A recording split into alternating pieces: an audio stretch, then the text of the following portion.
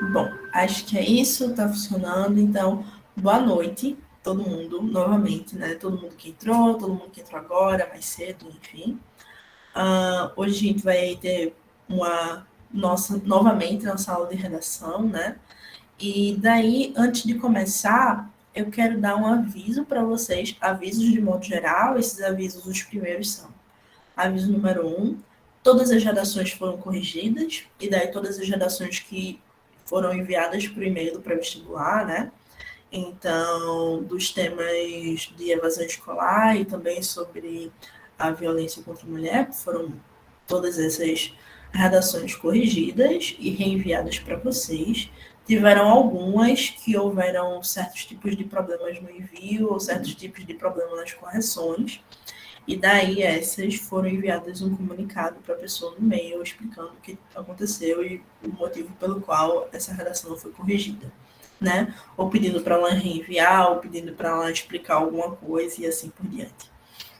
Então é isso, deem uma olhada no e-mail de vocês e, enfim, caso haja algum problema, entre em contato e a gente resolve. Assim. Ah, todo mundo que está aqui recebeu as redações que me enviou, né? Obviamente, desses dois últimos temas. Receberam, deu tudo certo e tudo. Vocês chegaram a olhar o e-mail de vocês, senão não tem problema. Quando terminar as aulas, deem uma olhada e daí vocês vão ver depois as correções.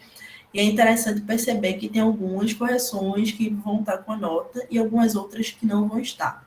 Que vão estar só com as correções mesmo, porque estavam muito curtas ou porque estavam com parágrafos que não cabiam ali e tudo. Então, assim, tipo, dependendo do estado, a gente só corrige para que a próxima ela venha mais completinha, né, nesse sentido de correção. E é isso. Tá, beleza. E daí, é interessante, enfim, fico feliz que vocês receberam. E antes disso, sempre quando eu faço essas correções e envio para vocês, eu quero falar duas coisas que eu gosto muito de falar. A primeira é: texto não define o escritor que você é. Um texto ruim não faz você um escritor ruim, certo? A primeira coisa que eu quero dizer é isso. Você escrever um texto que é corrigido com uma nota menor do que você esperava que ele seria corrigido, não faz de você um escritor ruim. Faz apenas de um texto que precisa ser mais trabalhado, né? Então, não se coloque no papel de um mau escritor, tipo, não sei fazer isso, eu não sei eu não sei escrever, eu não vou saber fazer isso da redação e tal. Porque, na verdade, não faz você um mau escritor a sua redação, né? Faz apenas com que você precise trabalhar mais. Abre os seus olhos, as correções servem para isso. Para que vocês abram seus olhos para certos tipos de erro que vocês andam cometendo e que fazem com que esses erros reflitam diretamente na nota de vocês. Então, não fiquem se martirizando ou tampouco se colocando para baixo ou achando que, enfim, é menor ou maior, porque eu sou mais legal ou menos legal por causa da nota, porque não é assim que as coisas funcionam. Tiveram alunos que tiraram uma ótima nota na primeira redação e nessa não tiraram uma nota tão boa. Teve alunos que tiraram notas mais baixas nas primeiras redações e agora estão começando a tirar notas melhores e assim por diante. Então, mas é isso, né? Tipo, o Douglas falando, né? Deu uma caída grande, fiquei 2 semanas sem escrever e parece que desaprendi. Mas, sabe um exemplo que eu dou muito? Agora eu posso dar com propriedade, porque, assim, eu comecei a aprender a andar de bicicleta recentemente. Esse ano, assim, tipo, andar mais. Antes eu não andava de bicicleta. Então, eu não sabia andar de bicicleta, né? E aí, eu não quero dar um exemplo de, você nunca esquece de andar de bicicleta quando você começa a andar, é uma coisa que você nunca esquece. Porque, de fato, isso é uma coisa que todo mundo já sabe, né? Escrever também é uma coisa que todo mundo já sabe. Então, quando você vai escrever algo, tipo, você sabe a estrutura. Você não esquece a estrutura. Mas sabe uma coisa que eu quero falar para vocês? É o seguinte. Quando você passa muito tempo sem andar de bicicleta, por exemplo, você passa anos sem pegar uma bicicleta. E daí você encontra uma bicicleta, a pessoa chama, vamos andar de bicicleta comigo e tal, e você vai. Quando você sobe na bicicleta e você vai andar, o que você faz é literalmente andar mal, né? Você, tipo, anda zigue-zagueando e tal, você anda sem muito equilíbrio. Você tá andando, mas você está andando sem muito equilíbrio, você está andando, tipo, você não consegue mais andar com a mão só, enfim, você perde certas habilidades. É esse um ponto. E por causa da falta de prática. Escrever vai nessa mesma corrente. Quando você para de praticar, você perde certas habilidades de conexão, por exemplo, de jeito de escrever, de pensamento, de tipo, eu posso citar isso aqui e entre tantas outras coisas, né? Nesse sentido de perder certas habilidades que foram construídas com o tempo. Então, por isso que é importante treinar, deu para entender? E é isso, assim, eu quero deixar claro que treino para escrita é muito importante, como para qualquer outra coisa, né? Mas, principalmente para escrita, ele se torna essencial para que você consiga construir um bom texto. Eu tô tipo aquela figurinha aqui no braço aberto. Enfim, aí, beleza. Hoje eu quero falar com vocês sobre um problema que todos tiveram em comum. Assim, das melhores redações, das melhores notas, as notas mais regulares, enfim, todo mundo teve esse problema, que foi o problema da resolução, certo? Então, hoje a gente já vai começar pelo fim, né? Hoje a gente não vai falar sobre introdução, a gente já deu uma aula só sobre introdução. Então, a gente vai ter uma aula só sobre desenvolvimento também. Mas hoje a gente vai ter essa aula sobre a resolução, que é a conclusão. Por quê? Porque foi um problema que eu encontrei em todas as redações. A Bianca, então, professora, não foi porque foram resoluções ruins, foi porque foram resoluções mal feitas, o que estava faltando. Não, foram boas resoluções, mas foram mal trabalhadas, assim. Sabe a impressão que dá quando vocês escrevem as resoluções é que vocês colocam tanta atenção no início, de que o início precisa ser perfeito, de que os argumentos precisam estar bem colocados, de que aquilo precisa fazer sentido no início, que eu preciso arrumar uma boa citação para colocar no início, que eu preciso fazer referências legais no início, que eu preciso tudo no início, que quando chega no fim, quando chega na parte final da relação de vocês, parece que vocês estão tipo, ok, fiz o início, agora eu só vou tapar o buraco do fim e enviar, sabe? Tipo, seja o que Deus quiser. Dá essa impressão, assim, de que seja o que Deus quiser. Não parece que vocês pararam para dizer, será que isso aqui funciona? Não que vocês não fizeram isso, porque imagino que todo mundo fez. Mas eu estou dizendo que dá essa impressão porque sei lá, o texto de vocês da introdução tem às vezes 7, 8 linhas, e eu vi a resolução de vocês com 3, 4. Então, se você tem 2 parágrafos de desenvolvimento, cada um no total dando 10, 12, até 13 linhas, como é que você vai resolver, tipo, todos os problemas desses parágrafos em, sei lá, 3 linhas? É impossível, sabe? Tipo, é impossível. Então, não tem como vocês fazerem isso. Então, por isso que é importante pensar na resolução como um momento importante do texto e parar para pensar em como eu vou resolver esse problema. Tá? E para isso a gente vai ter uma aula só sobre a resolução, só sobre essa conclusão de resolver problemas, né? Que é uma etapa muito importante para a redação, assim, se não uma das mais importantes. E beleza. Aí a gente vai para a resolução. Vamos de resolução.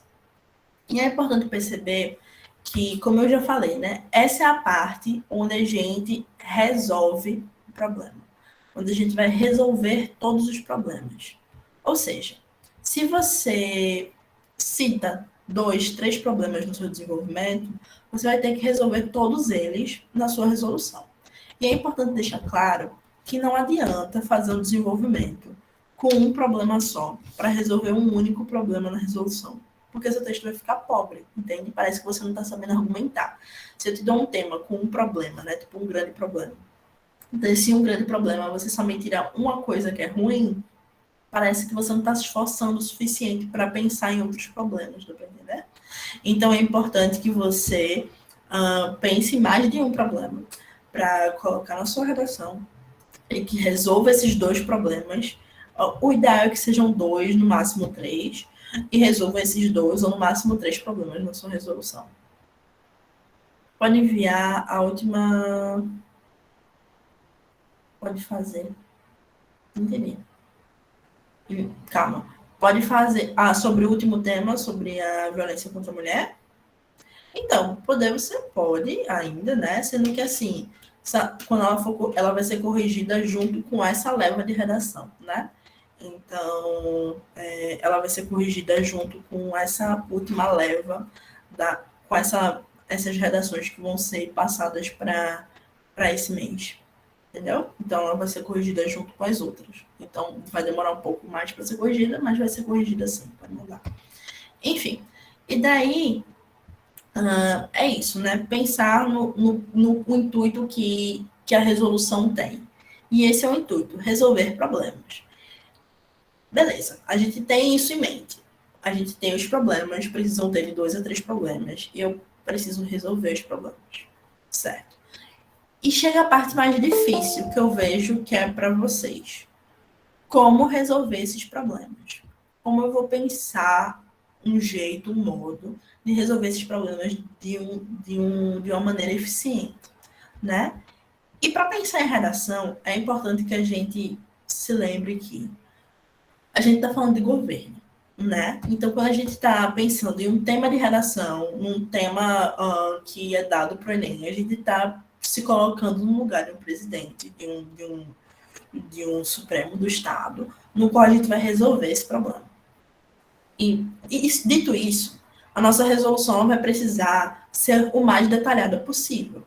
Porque se você vai apresentar um plano para alguém, você é um presidente da República, e você vai apresentar um plano para alguém, dizendo: olha, Santiele, tu me apresentou esse problema da violência contra a mulher, e eu acho que o melhor jeito de resolver é esse aqui. A gente vai para as escolas, dá palestras, e a gente faz com que as polícias, os policiais, né, estejam mais atentos à violência contra a mulher. Aí Sandriana vai me dizer assim, como responsável pela verba, né, o Ministério da Fazenda. Sandriana é o Ministério da Fazenda. Aí ela vai me dizer assim, beleza, ótimo, senhora presidente, mas assim, a gente vai fazer isso como? Essas palestras vão ser feitas como? Vão ser ministradas por quem? Com que dinheiro? Então a gente já tem 3 perguntas aqui, tipo, quem vai fazer? Como vai fazer, né? Tipo, quem vai fazer nesse sentido de como, se é o professor, se é o coordenador, etc. E com que verba vai ser feito isso? Porque não adianta nada eu ter uma ideia e essa ideia não ser bem desenvolvida. Porque se eu digo, eu vou fazer palestras, ou eu vou trazer uma comunicação em propagandas, beleza. Como você vai fazer isso? Quais meios, quais veículos de comunicação você vai usar? Você vai usar a TV? Você vai usar o rádio? Você vai usar o Instagram? Você vai usar blog? Como você vai fazer? Quem vai fazer isso? Quem você vai pôr para fazer isso? Vai ser os alunos das instituições federais? Vão ser as ONGs voltadas para a comunicação? Vai ser o Ministério da Comunicação? Vai ser quem? Né? Tipo, vão ser designers contratados pelo governo? E com que dinheiro isso vai sair? Né? Tipo, o Ministério da Fazenda vai colocar uma verba, vai abrir uma verba para esses tipos de ações? Você vai fazer parcerias público-privadas com alguma empresa? Você vai contatar alguma ONG? Você vai fazer um fundo? Como você vai fazer aquilo, né? Com que meio, com que dinheiro você vai fazer isso? Então, precisa estar muito detalhado, porque se você vai resolver o meu problema, você precisa me dizer A mais B de como você vai resolver esse problema, certo? Deixa eu só dar uma olhadinha no chat. Sei que a senhora está abordando sobre a conclusão, mas tem como a senhora depois dar uma resumida em introdução e desenvolvimento? Tem sim.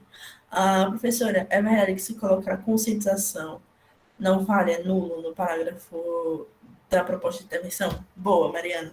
É isso que eu queria falar com vocês também. Essa questão de conscientização. Não é que não vale, que é nulo, que é uma resposta nula, mas ela tem pouquíssima força, porque ela não resolve problema nenhum. Por que ela não resolve problema nenhum? Deixa eu dar um exemplo com o Douglas. Eu digo que o Douglas é homem. E a gente está falando sobre o problema da violência contra as mulheres. E na minha defesa de argumento, né, na minha resolução, eu digo que o Douglas precisa se conscientizar enquanto homem e tratar as mulheres como indivíduos de igualdade, certo? Um exemplo só. Beleza. Sendo que como é que eu vou conscientizar, Douglas? Eu vou abrir a cabeça dele, entrar na consciência dele e fazer ele mudar de pensamento? Deu para entender? Porque conscientização é uma coisa que ela acontece de dentro para fora, não de fora para dentro. Não é um processo em que eu conscientizo o Luan de que coisa X é necessária para que ele, sei lá, vou dar um exemplo melhor. Eu tenho que conscientizar o Luan de que comer brócolis é importante para a saúde dele. E daí eu fico todo dia, Luan, come brócolis, Luan, come brócolis. Beleza. E daí a Mariana vai me dizer assim, Bianca, como é que você fez para que o Luan comesse brócolis? Eu vou dizer, eu entrei na cabeça dele e disse, Luan, come brócolis o tempo todo, até fazer uma lavagem cerebral e ele entender que ele precisa comer brócolis. Deu para entender que isso não é um argumento válido? Tipo, não tem como você conscientizar ninguém. Você tem como informar essa pessoa. Eu tenho como eu chegar para Luan e dizer assim, olha, Luan, eu tenho essas informações aqui. Eu vou fazer palestras, eu vou te apresentar dados, eu vou chamar um professor X, eu vou chamar um professor Y, eu vou pedir para tocar nas rádios, eu vou pedir para passar na televisão, eu vou pedir para que o Ministério da Educação forneça brócolis para as escolas, para te mostrar que brócolis é uma coisa super importante para a tua saúde. Deu para perceber que existe uma mudança? Tipo, eu não estou só falando para Luan o tempo inteiro que brócolis é importante. Eu estou mostrando para ele que brócolis é importante. Eu vou estar trazendo informação para ele em vários veículos de comunicação que brócolis é importante. E, por fim, eu vou estar oferecendo brócolis para ele nas escolas, né? Na escola pública, enfim, que é a escola que tem merenda, né? Ou seja, conscientizei, né? Tipo, trouxe para Luan a informação de que brócolis é importante para a saúde dele. Ou seja, se o problema era Luan não come brócolis, o problema está resolvido. Deu para entender, Mariana? Que essa conscientização, ela não é uma solução, né? Ela pode ser um jeito que você encontra de falar para o leitor que todo esse processo que eu falei vai entrar na consciência do Luan, mas ela em si não é uma solução. Sandriellen ama brócolis, então não preciso resolver o problema da Sandriellen, ela já entendeu que brócolis é importante para a saúde dela. Programas que ensinam essas pessoas a ter uma mentalidade diferente. Mas aí, como é que você ensina uma pessoa a mudar de mentalidade, Douglas? Não, é aí que eu quero chegar para vocês. Não se ensina alguém a mudar de mente. Se mostra informações e essa pessoa muda a mentalidade dela. Ninguém muda a mentalidade de ninguém. Você não muda a mentalidade de ninguém, assim, de ninguém mesmo. Você não pode mudar a mentalidade de pessoa alguma. A única coisa que você pode fazer, enquanto cidadão, é trazer informações e essa pessoa vai ponderar se essas informações são importantes, se são válidas, se são coerentes, se cabem na vida dela ou se não cabe. Mas não existe esse processo de você mudar a cabeça de alguém. Isso não existe. Isso não existe escrevendo, isso não existe na vida. Então, assim, esqueçam isso de mudar a mente de alguém. Esqueçam isso de conscientizar a pessoa. Não existe programa que muda a mente de ninguém. Existe uma pessoa que apresenta informações e que eu, enquanto indivíduo, penso se essa informação é interessante para mim ou se essa informação não é interessante para mim. E é por isso que a redação é tão importante quando você vai resolver um problema, porque você tem que mostrar para a pessoa, para o leitor, nesse caso, né, que esse problema ele pode ser resolvido com as informações que você tem. Dá para entender? Onde o leitor se coloca no lugar do escritor. Perdão. Onde o leitor se coloca no lugar do escritor, né, professora? Como assim, Genil? O que? Você pode ligar o microfone se você quiser achar que se expressa melhor, assim. Eu não consegui entender essa pergunta. Em que aspecto? Tipo, no lugar de escrever?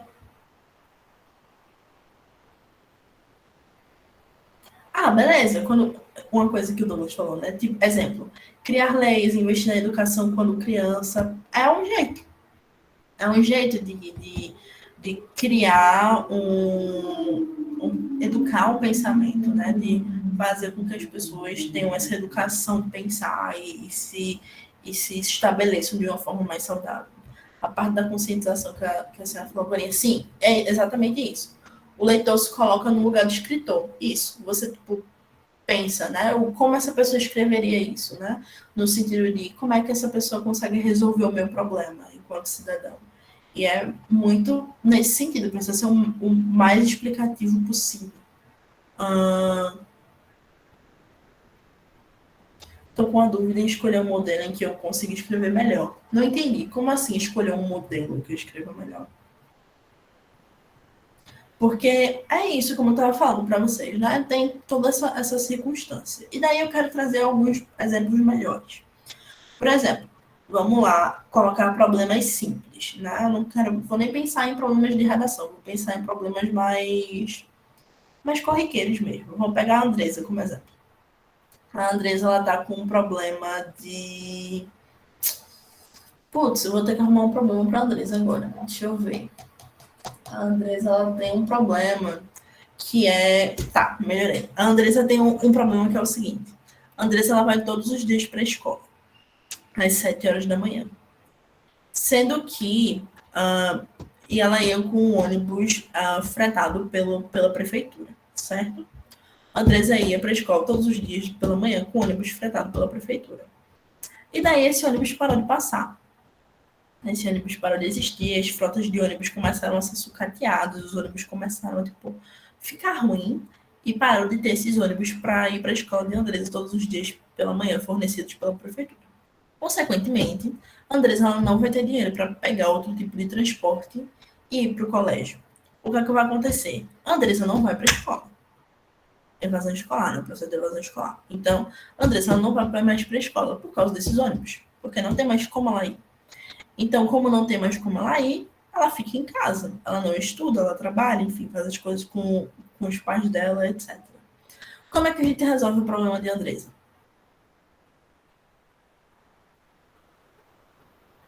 É uma pergunta de verdade, eu quero que vocês respondam. Como é que a gente resolve a situação de Andresa? Se concentre na pergunta que eu estou fazendo. Como é que a gente resolve o problema de Andresa em relação ao sucateamento dos ônibus escolares, que faz com que ela não consiga ir para a escola pela manhã e faz com que ela abandone a escola?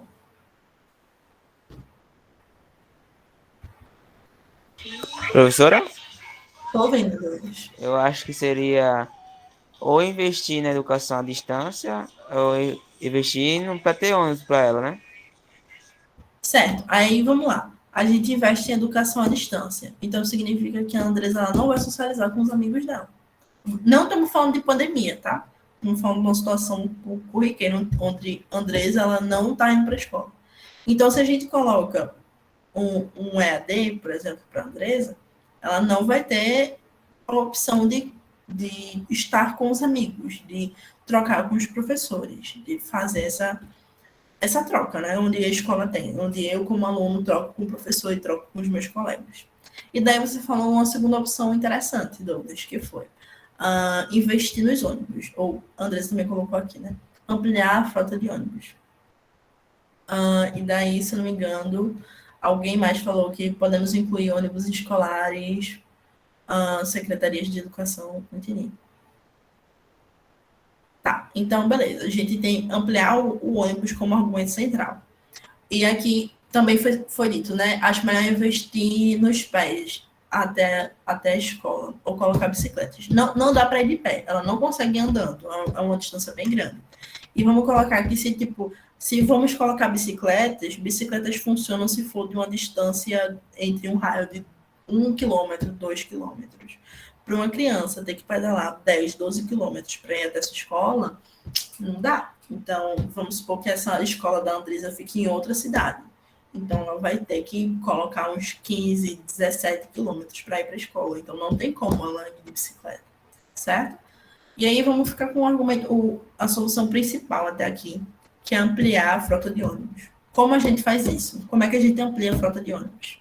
Porque é aí que tá, vocês chegam na redação de vocês e vocês falam, ok, vou resolver esse problema. Vou ampliar a frota de ônibus. Vou colocar lá, ampliar a frota de ônibus é necessário para que a Andresa consiga ir para a escola dela todos os dias. Beleza. Ok, você resolveu o problema. Mas você não me disse o que você vai fazer para resolver. Deu para entender? Então, como você vai fazer para resolver o problema efetivamente? Como é que você resolve esse problema? Direcionando verbas para o transporte rural. Beleza. Mas que verbas para o transporte rural? Essa verba vai vir de onde? Qual é o órgão público que vai ser responsável pelo translado de Andresa? Governo municipal, interessante. Ó, muito bom. Tá vendo aí? A coisa está começando a ficar boa.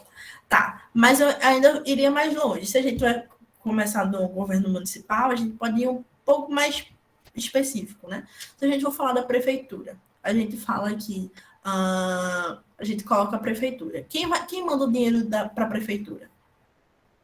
Douglas.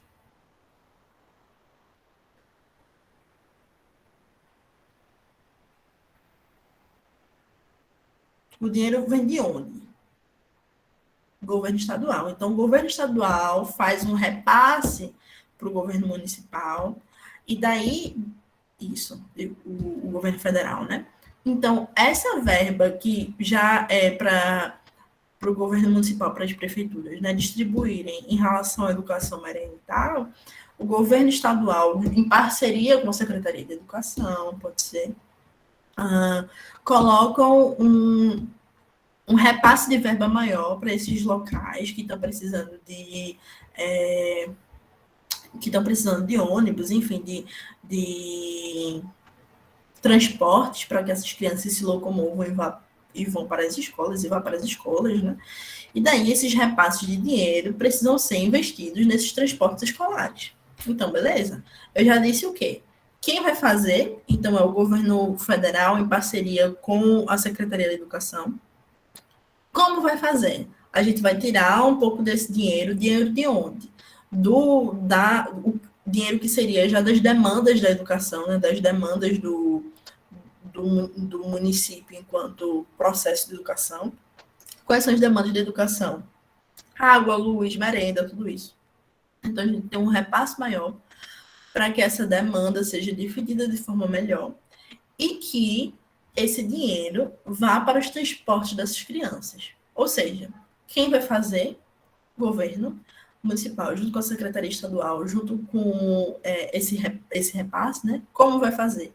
A gente vai ter esse repasse de dinheiro que vai ser dividido de forma mais organizada e colocada nesses transportes, e como vai ser feito, né? Então a gente precisa de alguém para fiscalizar se isso está sendo feito de fato. Então, quem é que vai fiscalizar isso? Quem vai fiscalizar isso? Quem vai fiscalizar se as crianças estão usando esses ônibus, se esses ônibus existem para que essas crianças vão ao colégio?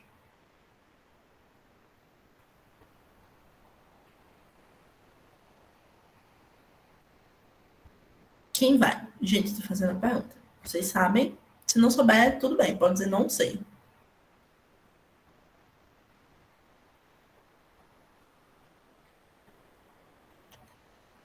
Não necessariamente, Douglas. Sabe quem pode fiscalizar? Ué, o Douglas falou, né? Quem vai fiscalizar o vereador?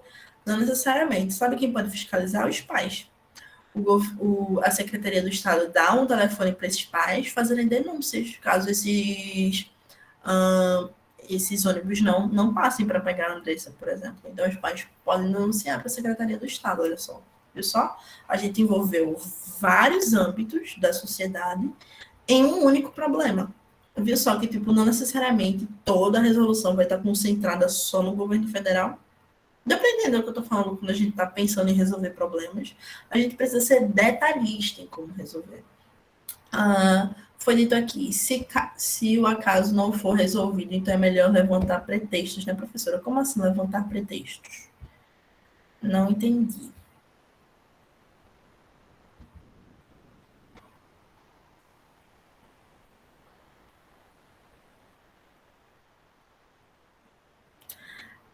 Douglas, falar o simples, mas você precisa explicar o simples. Se a gente não escrever muito, falar o simples, a redação fica boa, fica. Você pode falar o simples, mas o simples ele precisa ter uma estrutura. Então, por exemplo, você não precisa necessariamente colocar redação com 20 linhas. Se você fizer uma boa redação com 20 linhas, é possível. Agora, se você tem dificuldade em colocar todas essas ideias em 20 linhas, aí você usa as 30. Eu não consigo escrever com mais Perdão. Eu não consigo escrever até 30 linhas. É raro as redações que eu escrevo quando eu escrevia mais, né? Hoje em dia eu faço algum. Tipo, eu faço as redações dos temas que eu mando para vocês. Então, quando eu fazia mais redações na minha época de vestibulanda, eu escrevia bem mais, mas eu nunca conseguia chegar até 30. Hoje em dia eu já consigo. Mas, assim, para mim não funcionava naquela época. E tudo bem, era o meu estilo de escrever. Hoje em dia, o meu estilo de escrita já é outro, então eu consigo chegar a 30 linhas, entende? Mas é isso. Se as suas ideias cabem em 20 linhas e ficar bom, e você consegue uma boa nota com isso, massa. Se isso não cabe em 20 linhas e alguém diz assim, putz, tem como melhorar isso aqui, então precisa de 30 linhas. Falta ideias de como mostrar as ideias, ou medo de escrever errado. Mas é que tá. Isso é um bom ponto. Você não pode escrever menos por ter medo de errar, ou por ter medo de ficar ruim, ou por ter medo de, enfim, fazer qualquer coisa. Você só escreve menos quando você tem segurança absoluta do que o que você escreveu é bom. Porque não adianta você escrever menos e achar que você está escrevendo mal, porque você daí então você está fazendo totalmente o oposto. Porque o fato de você escrever menos é você ter segurança de que o seu texto está tão bom que com 26 linhas eu dei conta. Não o contrário. Entende? Porque se com 26 linhas você não vai dar conta, então com 30 vai ser muito melhor para que você faça com que o seu texto tenha sentido. Professor, uma redação sem citação. Não. Uma redação sem citação tem uma boa nota? Tem uma nota boa? Enfim, esse é um bom ponto, assim. Tipo, eu nunca vi, Bianca, como professor de redação, nunca vi, também nunca dei uma nota boa, assim, tipo, mais de 800 para uma redação que não tem citação. Porque não faz sentido. Mostra que aquela pessoa ela não consegue articular com coisas que estão externas para dentro, sabe? Tipo, de fora para dentro, perdão. Então, uma boa redação ela tem que ter citação para que daí ela se coloque dentro daquele espaço e construa sentido. Mostre para o meu leitor que eu não estou falando só dos dados, que eu não só estou mostrando que isso é ruim porque isso é ruim, mas que tem outras pessoas mais importantes do que eu, muito mais importantes do que eu, que estudam isso há muito mais tempo, e que dão sentido àquilo que eu concordo, sabe? Tipo, que me apoiam no meu pensamento. Então, para isso que é importante uma citação, para mostrar que existem pessoas que apoiam você no seu pensar. E isso é muito importante, porque senão você está tipo, só doido falando sobre as coisas que você pensa o tempo inteiro. Outra coisa, como fazer uma boa redação, professora? Tem gente que fala que devemos ler vários livros, mas eu não gosto muito de ler livros. Então, eu acho que, de modo geral, escreve bem quem lê muito, ou quem lê muita coisa, né? É muito de quantidade mesmo, assim. Ou seja, eu não gosto de ler livros, não é uma coisa que, sabe, não é uma coisa que é de mim. Então, tipo, começa com um livro pequeno, lê jornal, sei lá, lê revista, lê alguma coisa, lê sempre, lê alguma coisa. Não adianta ler só texto do Instagram. Então, lê jornal, lê quadrinho, lê, enfim, tem tanta coisa legal, tem tipo aquelas HQs e tudo. Então, enfim, acha um gênero, lê conto, que são aquelas historinhas curtas, né? Contos são histórias curtas que tem, tipo, 6, 7 páginas e acabou. Então, assim, tem início, meio e fim, você lê assim. Então, investiga um gênero, tipo, procura um gênero que você goste. E assim você consegue entender como a escrita funciona. Eu prefiro assistir e não prefiro assistir a texto, né? Mas aí você precisa se forçar. Você precisa se forçar a ler. Porque se leitura não é um hábito que você tem com frequência, então você precisa ser, não, agora eu vou sentar 10 minutos e vou ler o jornal. Vou abrir o G1, eu vou abrir o Carta Capital, eu vou abrir o jornal e vou ler. Eu vou ler 10 minutos. E marca, cronometra mesmo. Tipo, 10 minutos da minha vida vão ser gastos, né? Vão ser investidos nisso aqui. Aí você lê 10 minutos. E, enfim, são coisas que são para se tornar, para uma coisa se tornar hábito, ela precisa vir com um esforço, né? Não adianta você dizer, não gosto de ler, e daí eu vou ficar esperando o momento que eu vou acordar gostando de ler para começar a ler alguma coisa. Isso não vai acontecer. Se você não gosta de ler agora, você não vai gostar de ler daqui a 50 anos. Você tem que começar esse processo. Eu não gosto de ler, mas eu vou ler. Vou ler 10 minutos. Depois eu vou ler 20. Depois eu vou ler 15. 20 depois eu vou ler 25, enfim, você vai aumentando. Ou então eu começo com 10, depois eu vou para 11, depois eu vou para 12, enfim, você vai aumentando gradualmente, até que isso faça parte da sua rotina, parte da sua vida, e que leitura seja algo prazeroso para você. Porque vai chegar um momento que você vai se tornar aqueles senhorzinhos que, tipo, ah, não, meu jornal, cadê meu jornal? Sabe? Porque vira um hábito. Mas é isso, certo? Tipo, não tem outra. Ah, não, mas eu não gosto de ler. Ah, mas eu prefiro série. Ah, mas então arrumo. Ah, gosta da série? Então eu vou pesquisar um livro. Livros que se relacionam com série tal. Gosto de La Casa de Papel. Livros que se relacionam com La Casa de Papel. Tem várias histórias. Aí você clica e diz assim: ah, esse livro parece com La Casa de Papel. Tá dizendo aqui que tem umas coisas que tem ação, é uma coisa que eu gosto, vou comprar. Então, tipo, esse negócio de pesquisar coisas que você gosta para ler e começar a ler a partir disso é ótimo. Você não precisa começar lendo Machado de Assis, grandes clássicos. Você começa lendo aquilo que você gosta, tendo esse incentivo para leitura. E depois você passa para as coisas que são clássicos, né, da literatura e afins. Mas é isso. Então, não tem outra, precisa ler. E daí, tem isso, como eu falei, né? Essa resolução de problemas, ela precisa ser detalhada. Aí eu coloquei aqui um pouco no nosso roteiro, né? Você precisa deixar claro quem vai fazer, como vai ser feito e com que intuito vai ser feito. Então, quem vai fazer, como vai ser feito e com que intuito vai ser feito. Você precisa resolver o problema pensando nessas 3 questões. Então, vou repetir. Quem vai fazer, qual órgão vai fazer. Não adianta colocar governo federal. Quem coloca governo federal perde ponto automaticamente. Porque eu, enquanto leitora, não vou adivinhar em qual órgão do governo federal você está pensando para resolver aquele problema. Às vezes, obviamente, ficar explícito, né? Eu vou colocar o governo federal para fazer propagandas. Beleza, que daí eu penso, é o Ministério de Comunicação. Mas eu estou adivinhando que é o Ministério de Comunicação. Deu para entender? Eu não tenho que adivinhar, enquanto leitor, que é o Ministério da Comunicação que vai fazer suas propagandas. Você, enquanto escritor, tem que dizer que é o Ministério da Comunicação que vai estar responsável pelas suas propagandas e pela sua comunicação em rádio, TV, enfim, seja lá o que for. Então, quem vai fazer, como vai fazer, então, se você... eu vou começar a criar lei. Eu vou começar a criar lei porque eu acho que é mais fácil. Então, beleza, quem vai criar essa lei, quem vai aprovar essa lei, como essa lei vai ser construída e quais são as pessoas que essa lei vai beneficiar. Tá vendo que criar lei não é fácil? Enfim, então, pensando sobre isso, né?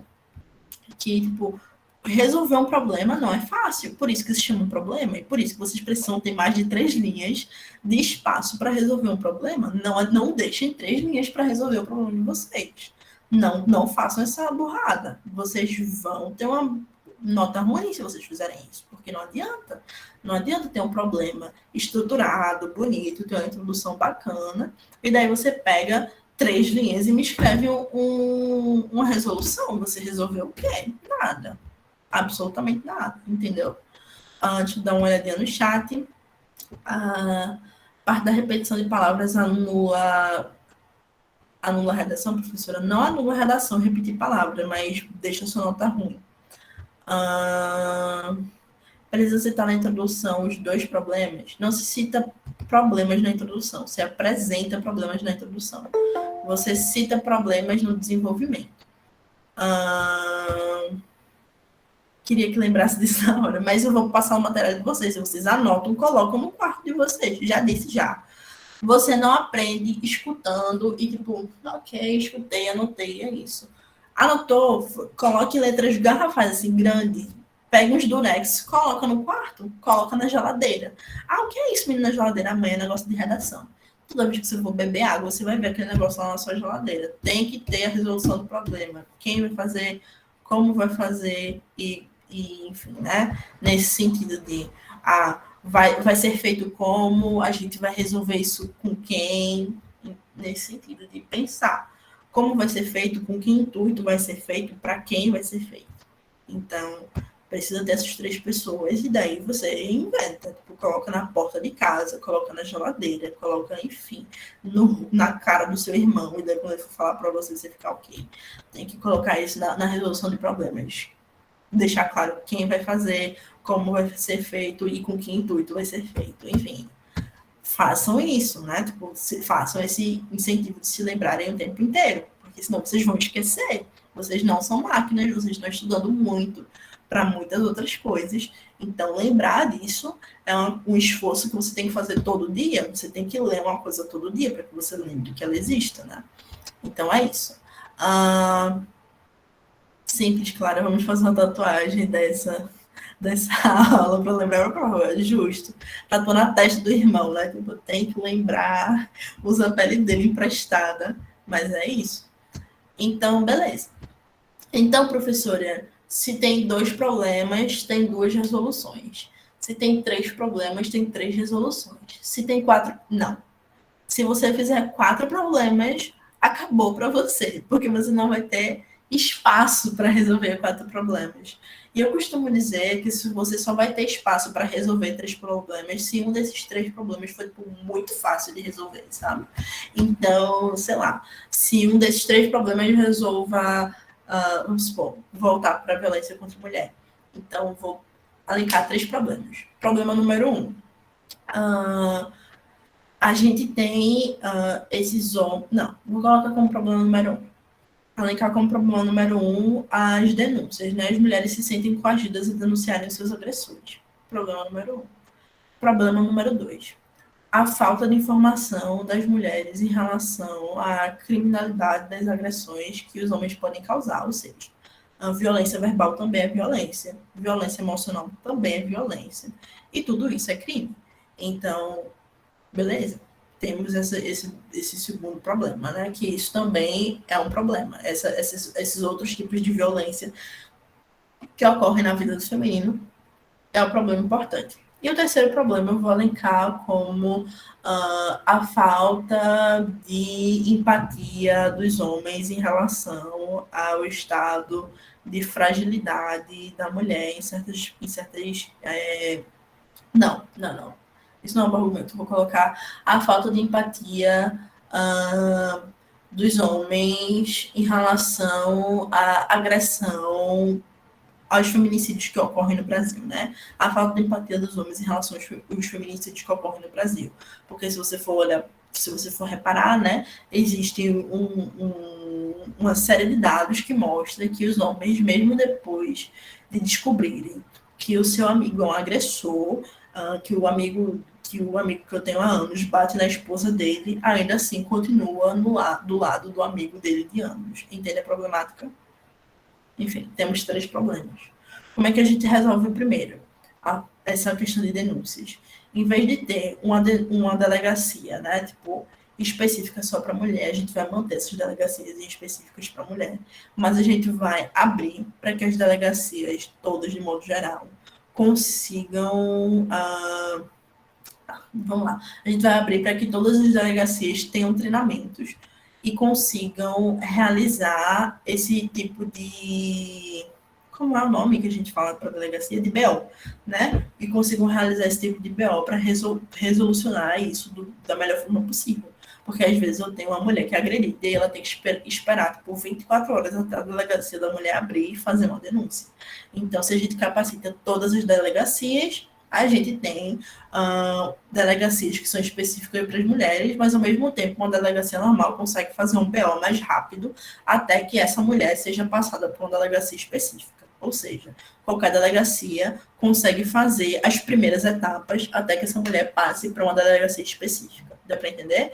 Como é que a gente vai fazer isso? A gente pega pessoas da delegacia da mulher, enfim, que sejam capacitadas para dar esse tipo de palestra, esse tipo de aula, de ensinamento, e faz com que essas pessoas dessas delegacias das mulheres que são capacitadas especificamente para isso, deem certos tipos de workshop para essas delegacias normais, né? Enfim, essas delegacias padrões, vamos dizer assim. Óbvio que você não vai escrever com essas palavras que eu estou dizendo na redação, você vai resumir isso. Então, você vai colocar isso. Esses workshops vão ser oferecidos pela Delegacia da Mulher para delegacias padrões, fazendo com que todas as delegacias sejam capacitadas de fazer o BO contra a agressão feminina da forma mais rápida possível. Ponto. Isso dá o quê? Umas 3 linhas. Aí, beleza. nessa metade dessa outra linha, você vai usar... Qual foi meu outro problema? Tá. Foi a denúncia, me perdi nos meus próprios problemas, eu só lembro do terceiro. Aí o segundo problema foi qual? Vocês lembram que eu falei? Enfim, tudo bem, vamos para o segundo. Aí, vamos lá, o segundo é esse companheirismo masculino, né, que é altamente tóxico e que faz com que os homens apoiem outros caras, mesmo que eles sejam nitidamente agressores. Então, o que é que eu faço?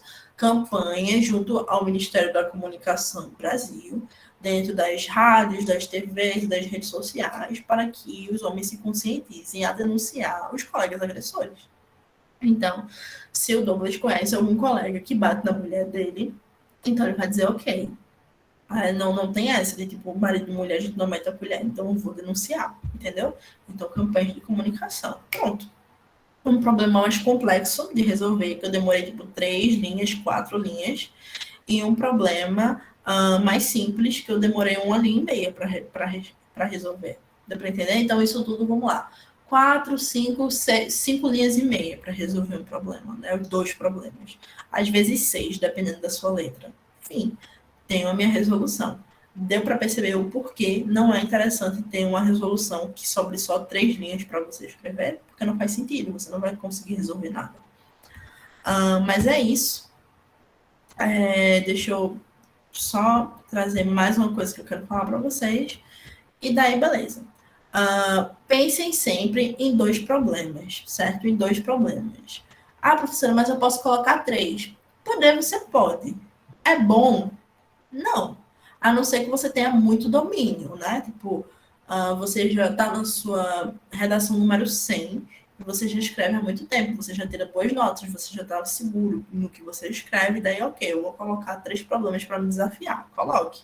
Mas se você está se sentindo ainda inseguro e você está com problema de resolver os problemas, de resolver, né?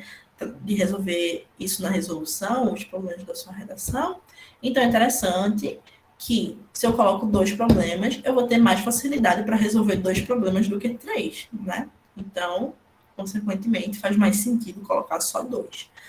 Então posso colocar só um, porque daí vou ter mais facilidade para resolver um problema só. Não, não pode.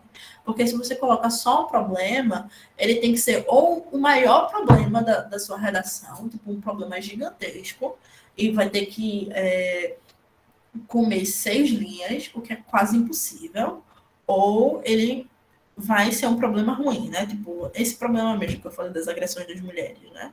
É um problema sério, é um problema grande, e eu levei 3 linhas e meia, 4 linhas para resolver ele. Então, eu coloquei um segundo problema, que é um problema simples, que eu resolvi ele em 1 linha e meia, 2 linhas. Então, tipo, 4, 5, 6. Tirei 6 linhas para resolver 2 problemas, ou seja, dá para fazer isso, né? Enfim, nesse sentido, de parar para perceber que 3 linhas não vai ser o suficiente para resolver o problema de vocês e que um problema só não é o suficiente para se colocar na redação. Precisa ter 2. Um mais complexo e um mais simples. E tá, beleza. É isso. Então, vale adiantar, né, nesse sentido de pensar que não adianta citar 7 problemas e achar que uma única resolução vai dar conta deles, porque não vai dar. Não é assim que funciona. Não adianta eu colocar 18 problemas no meu desenvolvimento e chegar na hora de resolver e eu coloco, tipo, uma resolução e digo, é isso, pessoal, com o meu um problema, com a minha uma solução, eu vou resolver 7 problemas. Isso não existe, né? Enfim, é isso que eu quero que vocês pensem. Pensem em como argumentar, em como resolver os problemas de vocês argumentando. E pensando nesse problema que eu dei do Luan, né? Do Luan não gosta de brócolis, então eu vou fazer com que toda uma manobra para que ele perceba que brócolis faz bem para a saúde dele. E não necessariamente abrir a cabeça do Luan e gritar que brócolis faz bem para a saúde dele. Tá bom? Então, pensem nisso na próxima redação. Eu quero que vocês estejam mais despertos para a resolução. E, bom, é isso. Exato. Agora me deu a luz para voltar a melhorar minha nota. Ótimo. E aí eu quero só deixar novo tema da redação de vocês, que eu vou disponibilizar a data amanhã, tá bem? Agora eu vou só disponibilizar o tema. O tema vai ser o mau uso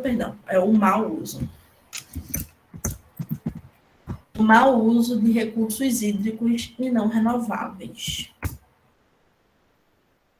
O mau uso de recursos hídricos, ou dos recursos hídricos, né? E não renováveis. Tá bem? Esse vai ser o nosso tema. Lembrando que a gente sempre tem 3 textos de apoio. Lembrando que a gente sempre tem 3 textos de apoio. Então, esses textos vão estar no croquis da aula, certo? E nesse sentido de sempre vai estar lá os 3 textos, vocês podem entrar para ver, ler tudo, pegar alguns dados. Não pode plagiar, porque senão eu vou saber que é plágio e daí tipo, sua nota vai lá para baixo. Steve Jobs, que a tecnologia move o mundo. Pode citar? Pode, dependendo do contexto que você for citar. Você pode citar tudo o que você quiser, contanto que você não use uma pessoa só e cite ela mais de uma vez. Isso é importante também que eu quero fazer para vocês. E cite ela mais de uma vez e que essa citação tenha coerência com o texto que você está abordando. 2 coisas que eu quero falar aqui e frisar para vocês é o seguinte. Vem muita gente citando a Constituição nas redações. A professora Sena falou que tudo bem citar a Constituição, citei a Constituição. Não tem nenhum problema citar a Constituição, tudo ótimo. A Constituição é ótima, você pode citar, maravilhoso. A questão é, você não deve citar mais de um dado do mesmo texto, porque senão fica sem sentido você estar citando aquele texto, porque parece que você só sabe a informação de um texto só. Dá para entender? Teve gente que teve redação com 2 citações da Constituição. Não pode fazer isso, pessoal. Você vai citar a Constituição no seu primeiro parágrafo, na sua introdução, ok, tudo bem. Se faz sentido para a sua escrita, massa. Mas daí, se você for citar, quiser citar um outro parágrafo da Constituição, não faça isso. Procure um filósofo, procure um texto que caiba naquela situação e use. O que não falta é citação de filósofo. Então, tipo, tem várias bem simples, como eu já dei aqui do Emmanuel Kant e afins. Muita gente usou minha citação do Emmanuel Kant também, fiquei muito feliz.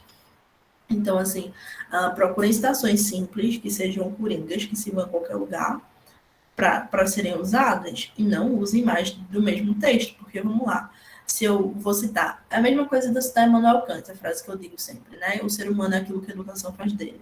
E daí eu começo minha introdução falando isso. Eu nunca começo citando na introdução, mas tem gente que faz e tudo bem. E daí eu cito Emmanuel Kant no início. Aí quando chega no meu parágrafo de desenvolvimento, eu pego outra frase do Emmanuel Kant e digo, e o Emmanuel Kant ainda diz que...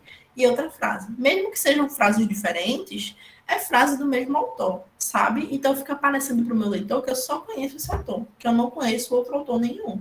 O que é diferente quando eu cito um autor que não é Emmanuel Kant no meu desenvolvimento. Podemos citar na introdução? Então, Douglas, poder você pode. Me causa estranheza, enquanto leitora, quando alguém já começa citando, assim, tipo, segundo Simone de Beauvoir e tal, porque é meio estranho, né? Mas, assim, se você sabe fazer... Eu vi alguns alunos aqui que fizeram isso bem, que começaram citando e fizeram isso bem. Acho que umas 2, 3 pessoas fizeram isso. E se saíram bem. Mas não é todo mundo que consegue fazer, porque às vezes sou estranho. Então, se eu começo citando, segundo Simone de Beauvoir, a violência é um lugar que tipo, a mulher não deve ocupar. O lugar de vítima é um lugar que não pertence à mulher, ponto. Aí o leitor fica, ok. E aí, onde é que ele vai com isso? Aí você começa a desenvolver seu argumento e sabe, tipo, dar essa sensação de que o seu argumento terminou no momento que você citou. Mas não necessariamente. Se você souber trabalhar isso bem, você pode fazer. Mas você precisa trabalhar isso melhor, né? Se isso funciona, se dá certo, se a sua redação é bem corrigida quando você começa assim, continua. Se não está sendo bem corrigida nesse sentido, então você fica, talvez eu possa começar de outro jeito. Bom, pessoal, é isso. A aula de hoje termina aqui. Bom lembrar que o material e o tema da redação com os textos de apoio, com o material da aula de hoje, o croquis da aula de hoje que eu sempre dou, vai estar na descrição do YouTube e, consequentemente, eu vou mandar para vocês no grupo do WhatsApp, para quem está no grupo do WhatsApp. E daí é importante perceber que, mais uma vez, os textos de apoio desse tema específico, eles não vão estar anexados no documento, eles vão estar só em links, porque são textos maiores, então vocês clicam e leem tudo para fazer as redações. Leiam os textos de apoio antes de fazer a redação, pelo amor de Deus, tá bom?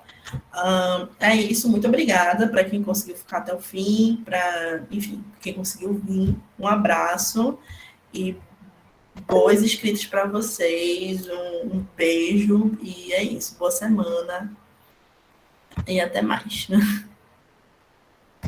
Tchau, professora, boa noite. Boa noite. Até mais, até mais.